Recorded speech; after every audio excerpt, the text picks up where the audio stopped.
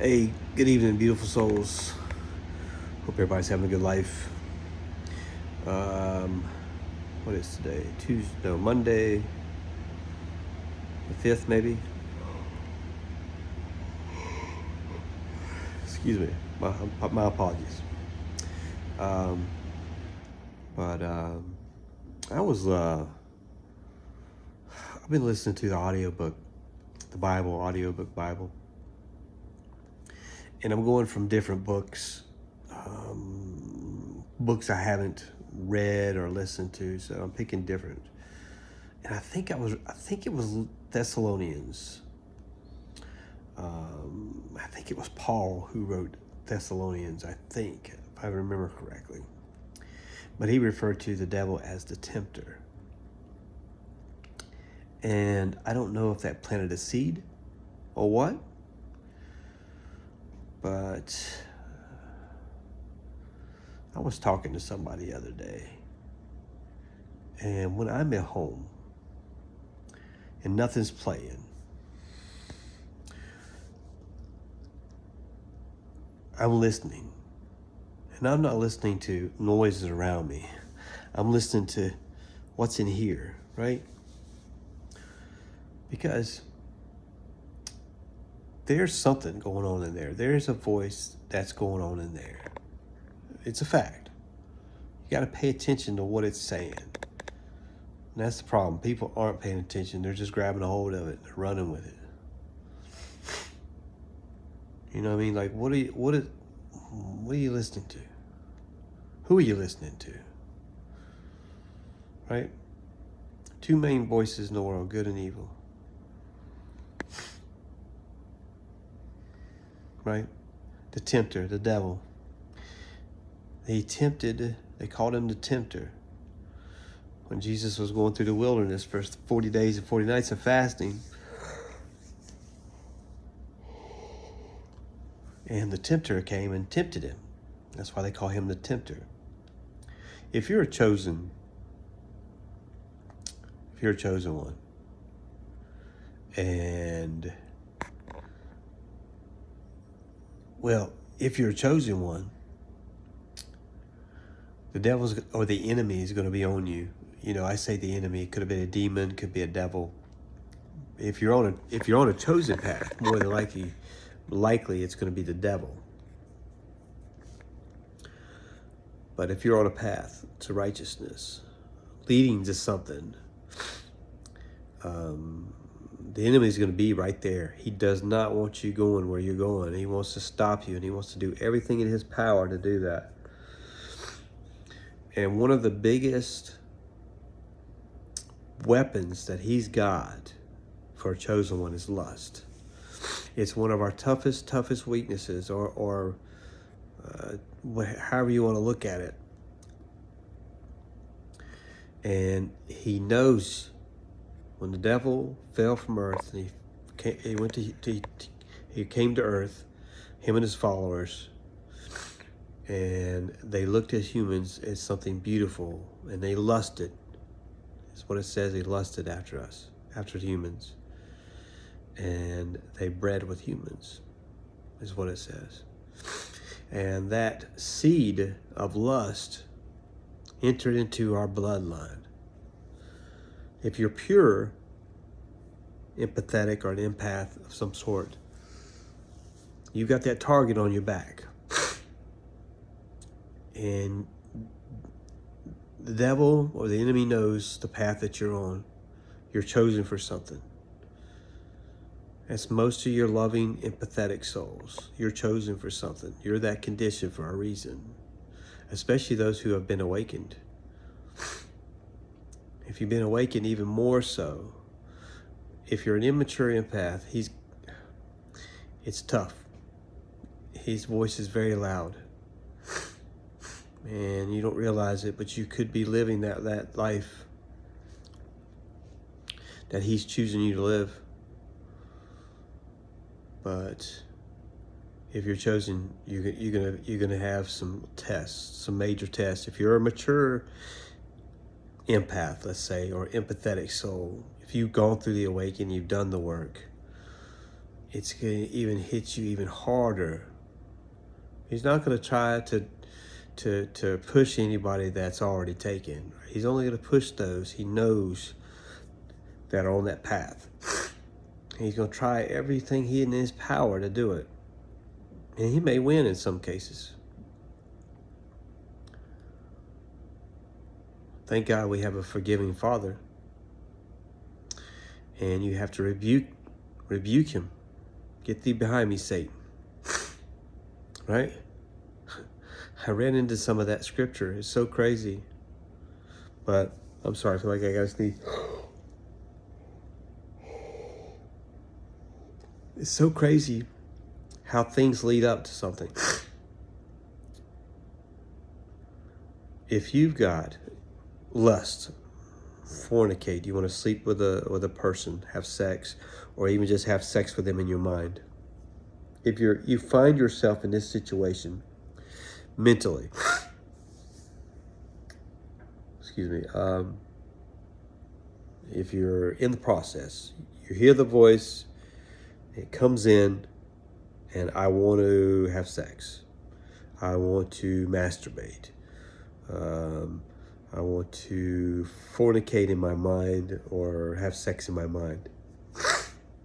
And that voice, and if you do it, if you hear it and you do it, that wickedness that's against God, you're listening to the devil. You're listening to the enemy. And you're doing what he's telling you to do. And then what happens is you become obedient to him. And what happens if you become obedient? He becomes your master. He becomes your father. This is where Jesus spoke about you're doing your Father's will, talking to the Sadducees and the Pharisees. You're doing your Father's work. I read in the scriptures today, and I got it. Some of those scriptures are so hard, especially when Jesus speaks, because he's speaking in parables, right? He's trying to make it difficult for you to understand, right? Because he wants you to think. He wants you to process it. He was talking about the leavened bread. And he was referring to the Sadducees and the Pharisees as the leaven. And going and following after them. Same with when Jesus filled the baskets full of fish and bread. It was him, the everlasting. He fed the 5,000. The baskets kept just getting full and being able to feed everybody. Right? That's how Jesus is. The life, what is it? The water, the flow of living water, it'll flow out of you. That's what he was saying, that I am the living bread. I am the bread of life. They were eating him. They were eating him, not in the literal sense, but he was the bread of life. And that's why he was referring to the leaven, and they were doubting God. And it's because they were following after the Sadducees and the Pharisees. When they would doubt Jesus, they were going as the way as the Pharisees and the Sadducees. If that makes sense. Don't act on a thought. Don't act on it. Don't act on the lust. Don't act on the fornicate, all the sin, if you know it's against God.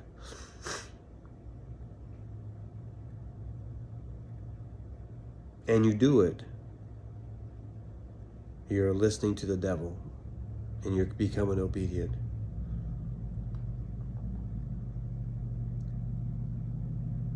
What all does that entail? Like, not just lust. There's multiple things. Depression. He wants you to be depressed. And if you're in that depressed state of mind, you're living the life he wants you to live. You're being how he wants you to be. You're being obedient to him. Where does it end? Right? Fear. Right? That's your listening. He wants you to be fearful. God don't want you to fear, right? He don't want you to do that. It's amazing to me where I'm at. And I'm aware of this thought. Now, I'm aware of it. And this is another step for me. This is going to be another advancement for me. And I don't mean that in an egotistical way, but it's a weakness. And it's not from God. And it's not from God. If it's not from God, then it's going to be from the devil. Right? I just thought I would make this quick video while it was on my mind. Meditation was intense. Here lately it's been really intense. The other night, I don't know if I came out during meditation, and I didn't remember it until after it happened, but in meditation I remember after that I had asked God to send me an angel, right?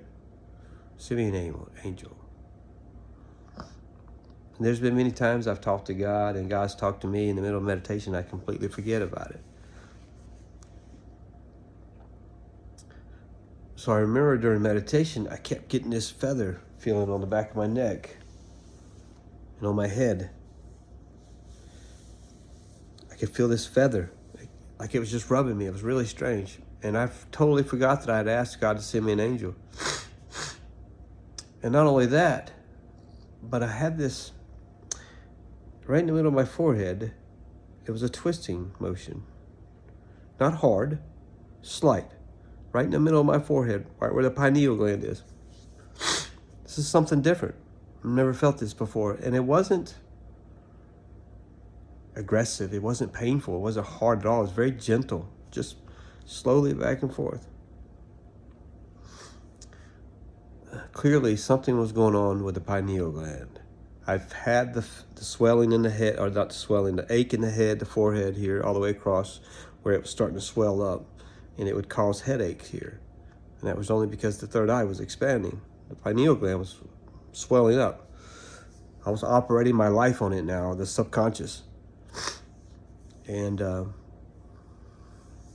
this was different. This was easy. This was calming, gentle. So I came out of it. And as I'm coming out of the closet, my prayer closet, into the bedroom, and as I'm walking out of the bedroom, I felt that feather again on the back of my neck, like somebody got a feather and just rubbed it on the back of my neck.